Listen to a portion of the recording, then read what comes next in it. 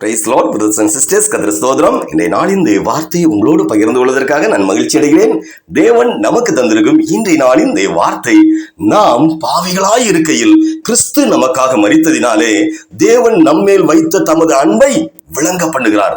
ரோமர் புஸ்தகம் 5வது அதிகாரம் 8வது வசனம். அன்பு தேவ பிள்ளைகளே, ஒரு கணவன் மனைவி இடையே பயங்கரமான சண்டை, மாப்பிள்ளை பொண்டாட்டி பயங்கரமா சண்டை போடுறாங்க. அவர்களால் சமாதானப்படுத்த அவர்களின் போதகர் எவ்வளவு முயற்சி, 2 பேரையும் மாப்பிளையும் பொண்டாட்டியை சமாதானப்படுத்த போதகர் வந்திருக்கிறாரு. அவரால் எவ்வளவு முயன்றும் முடியவில்லை. இருவருடைய அவங்க என்ன குற்றச்சாட்டு வச்சிருக்காங்கன்னா, இருவருடைய குற்றச்சாட்டும் ஒன்றுதான். அவரு என்னை நேசிக்கவில்லை என்றால் மனைவி யாரு, புருஷன் அவளை, அந்த மனுஷன் அவளை நேசிக்கலன்னு. அவள் என்னை துளியளவு நேசிக்கவில்லை என்கிறார் அந்த கணவர், அந்த மனுஷன். இந்த சண்டையை சமாளிக்க நம்மால் முடியாது என்று கிளம்பினார் போதகர். இந்த பிள்ளையை, என்னை என் கணவர் நேசிக்கவில்லை, என்னை மனைவி நேசிக்கவில்லை, என் பிள்ளை நேசிக்கவில்லை, என் தாய் தகப்பன் நேசிக்கவில்லை, என் நண்பர்கள், என் கூட பிறந்தவர்கள் கூட என்னை நேசிக்கவில்லை, நான் வேலை செய்யும் இடத்தில் உள்ளவர்கள் என்னை நேசிக்கவில்லை என்பதுதான் இந்த நாட்கள் அநேகருடைய குற்றச்சாட்டு. எப்படி அன்பை மற்றவரிடம் எதிர்பார்த்து ஏமாற்றத்துடன், எப்படி ஏமாந்தவுடன் அந்த விரக்தியை வெளிப்படுத்துவதுதான் குடும்பங்களில் காணப்படுகிற அநேக சண்டைகளாய் வருகிறது. ஹல்லேலூயா. ஆனால் நம் ஆண்டவராகிய இயேசு என்ன செய்தார் தெரியுமா? நாம் பாவிகளாய் இருக்கையில் கிறிஸ்து, ஆண்டவராகிய இயேசு கிறிஸ்து நமக்காக மரித்ததினாலே தேவன் நம்மில் வைத்த தமது அன்பை விளங்கப்படுகிறார். தேவ பிள்ளைகளே, நாம் பாவிகளாய் இருக்கையில் அவர் நம்மேல் அன்பு வைத்து நமக்காய் மரிக்கவும் செய்தார். ஹல்லேலூயா. நமக்காய் சிலுவையை சுமந்து மரிக்கவும் செய்தார். ஹல்லேலூயா. தேவப்பிள்ளை, என்று நம்ம பார்க்கணும் விதத்துல இதை ஒருதலை அன்பு என்று நமக்கு சொல்லலாம். நாம் துரோகிகளாகவும் துன்மார்களாகவும் அருவருப்பானவர்களாகவும் இருந்த போது அவர் ஒருதலை பட்சமாய் நம்மேல் அவருடைய அன்பை பொழிந்தருளினார். தேவ பிள்ளைகளே, இப்படிப்பட்ட ஒருதலை பட்ச அன்பு என்ன செய்தது தெரியுமா? அந்த தேவ அன்பு நம்மை மாற்றினது, அந்த தேவ அன்பு நம்மை ரட்சித்தது, அந்த தேவ அன்பு நம்மை மனம் திரும்ப வைத்தது, அந்த தேவ அன்பு நம்மை இன்று அவருடைய அன்பு எப்படி இன்று நம்ம என்னது அன்பு பிள்ளைகளாய், அவருடைய அன்பு பிள்ளைகளாய் மாற்றி இருக்கிறது. அன்புக்கு வலிமை உள்ளது தேவ பிள்ளைகள், வலிமை பயங்கரமானது. அந்த அன்புக்கு வலிமை உள்ளது.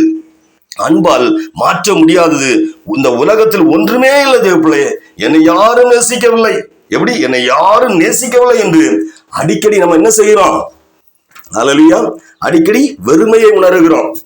குடும்பங்களில் யோசிப்பாங்க, குடும்பங்களில் கணவன் மனைவி ஒருவருக்கொருவர் அன்பு பற்றாக்குறையால் ஒருவரை ஒருவர் சாடி கொள்கிறார்கள், கடிந்து கொள்கிறார்கள், வேதனைப்படுத்துகிறார்கள். இப்படிப்பட்ட நேரங்களில் இயேசு சிலுவையில் காட்டின சுபாவத்தை வெளிப்படுத்துங்கள் தேவர்களே. அது முந்தைய அன்பு கூறும் சுபாவம், குறை உள்ளவர்களை நேசிக்கும் சுபாவம், துரோகிகளை நேசிக்கும் சுபாவம். தேவர்களே, குறை உள்ளவர்களை நேசிக்கும் சுபாவம், துரோகிகளை நேசிக்கும் சுபாவம். தேவர்களே, அன்பை வாங்குவதை பார்க்கிலும் அன்பை கொடுப்பதே என்னது மேன்மை. அன்பை மற்றவர்களுக்கு வாரி கொடுக்க ஆரம்பிங்க, தொடங்குங்க.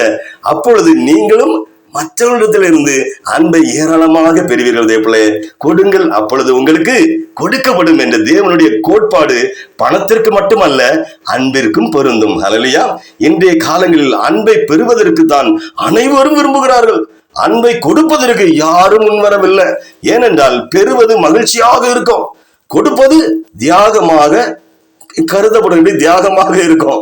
தேவர்களே, பாவிகளை நேசிப்பது தியாகம் தானே. கணவன் மனைவி 2 பேரும் அன்பை பெறுவதிலேயே ஒரு குறிக்கோளாக குறியாய் இருந்தால் அந்த குடும்பத்தில் குழப்பம் தான் மிஞ்சும். நமது ஆண்டவராகிய இயேசு கிறிஸ்து அன்பை வரவில்லை, அன்பை கொடுக்க வந்தார். அன்பை பெற வரல, அன்பை கொடுக்க வந்தார். இன்று நம்மையும் அன்பை மற்றவர்களுக்கு கொடுக்கும்படியாய் அழைக்கிறார். உங்களை என்னையும் தான். ஹல்லேலூயா.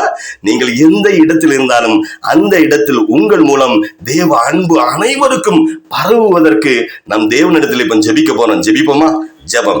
எங்களை அதிகமாக நேசிக்கும் ஆண்டவரே, எங்களை அதிகமாக நேசித்து எங்கள் பாவங்களுக்காக சிலுவையில் 3 ஆணிகளால் அறையப்பட்டு உயிரே தந்த எங்கள் தாயும் தகப்பனுமானவரே இயேசப்பா, அன்பு இயேசப்பா, உமக்கு ஸ்தோத்திரம்.